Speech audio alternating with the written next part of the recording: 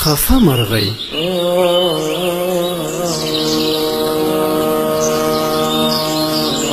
یوه مرغۍ چوغکه د الله جل جلاله څخه خوا بدې وه. ورځې تېرې شوې خو مرغۍ د الله جل جلاله سره هیڅ خبرې ونه کړې. ملائکو به د مرغۍ حال د الله جل جلاله څخه پوښته او الله پاک به ورته ویل هغه بیرته پخلا کیږي، ځکه زه یوازې څوک یم چې ګیلې یې اورم او یوازینی زړه یم چې دردونه یې ساتم.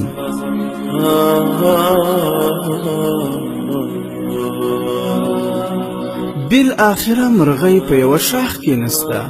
الله جل جلاله ته په ګیلو سر شوه، ای خدایه کوچنی زالګۍ مې درلودله، زما د ستړیا بېوسۍ او بېکسۍ یوازینۍ خونه وه، تا هماغه هم رانه واخیسته.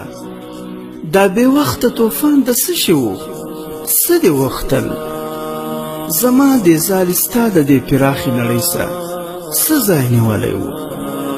زړه یې ډک شو او له ډېره درده خاموشه شوه. دې سکوت عرش په لړزه راویستی. ملایکې حیرانې شوې.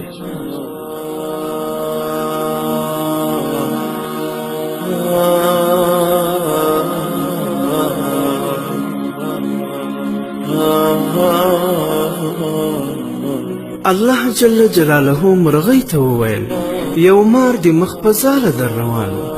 باد ته مې وویل چې په منډه دې ځاله چپه کړې. همهاغه و چې د ځالې د چپه کېدو سره ته هم په هوا شوې او د مار د کمینه روغه ووتلې. مرغۍ د الله جل جلاله دې ځواب ته حیرانه او سر ټیټې شوه. الله جل جلاله زیاته کړه څه نورې بلاوې مې هم خپل د مینې په خاطر له تا نه لرې کړې، خو تا په ناپوهۍ کې زما بدۍ ته ملا وتړل.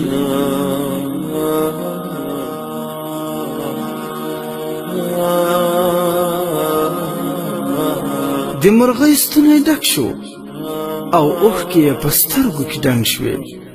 وجود یې زیر شو او چیغهار یې ټوله نرس په سر واخیسته.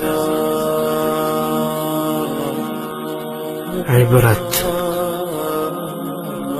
د یوې مرغۍ د ژوند دومره غم له الله جل جلاله سره و، نو دا د الله جل جلاله وعده ده چې زه مې په خپلو بندګانو باندې د دوی له خپل مور او پلار څخه اویا ځله مهربانه یم.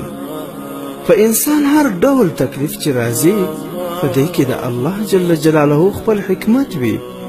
هیڅ وخت انسان باید د الله له درباره څخه ناامید نشي.